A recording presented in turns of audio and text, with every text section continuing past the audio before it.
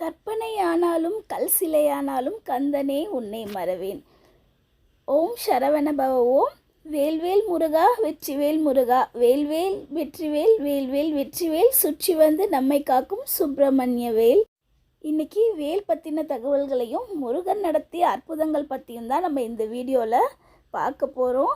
முருகனோட வேல் பற்றி நேற்று வீடியோவில் நம்ம பார்த்தோம். இன்றைக்கான வீடியோவில் அதே கண்டினியூஷனில் தான் பார்க்க போகிறோம். இன்னும் எங்கள் சேனலை சப்ஸ்கிரைப் பண்ணாதவங்க சப்ஸ்கிரைப் பண்ணிவிட்டு வந்துடுங்க, ஒரு லைக்கும் கொடுத்துருங்க.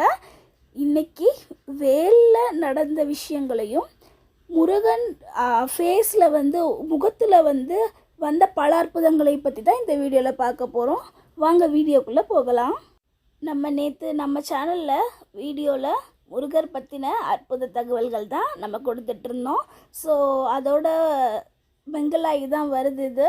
ஸோ முருகர் பார்க்கவே அவ்வளோ அழகாக பழனி மலையிலேருந்து நான் கொண்டு வந்த ஒரு அற்புதமான பொக்கிஷம் அப்படின்னு தான் நான் சொல்லணும்.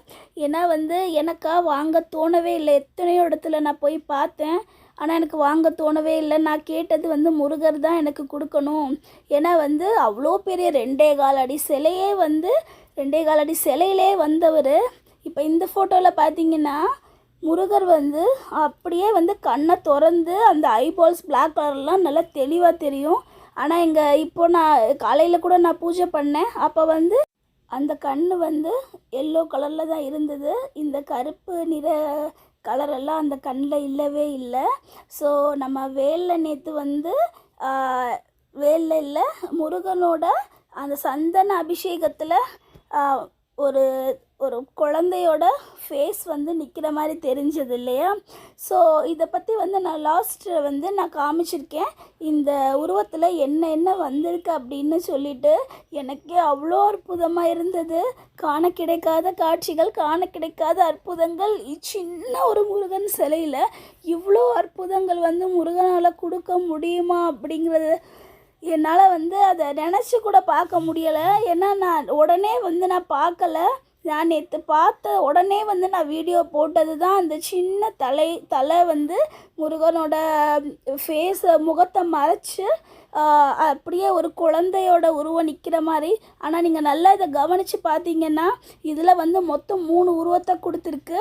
என்ன அப்படின்னா அந்த சின்ன குழந்தையோட தலையும், அப்புறம் சைடில் பார்த்தீங்கன்னா முருகன் பட்டை போட்டு ஒரு வேலை கையில் பிடிச்சிருக்கிற மாதிரியும், வாராகி தாயோட முகமும் அப்படியே தெளிவாக தெரிஞ்சிருக்கு.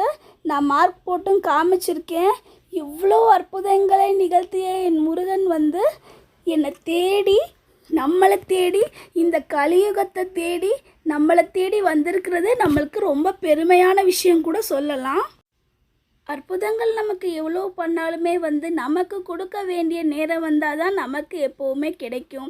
ஸோ நான் எப்போவுமே ரீல்ஸில் எனக்கான மெசேஜ் நான் கேட்ட கேள்விக்கு மெசேஜை தேடுவேன்.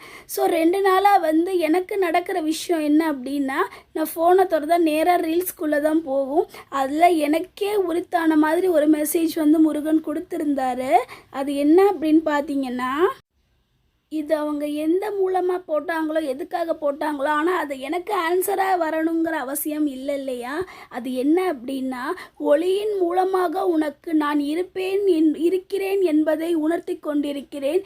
நீயும் அதை பார்த்து மகிழ்ச்சி கொள்கிறாய் என்ற நம்பிக்கையுடன் நான் உன் வீட்டில் உனக்காக நான் காத்து கொண்டிருக்கிறேன். உனக்கு தேவையானதை தேவையான நேரத்தில் நான் கொடுப்பேன் அப்படின்னு சொல்லிட்டு மெசேஜ் இருந்துச்சு. எனக்கு பார்க்கவே அவ்வளோ சந்தோஷமாக.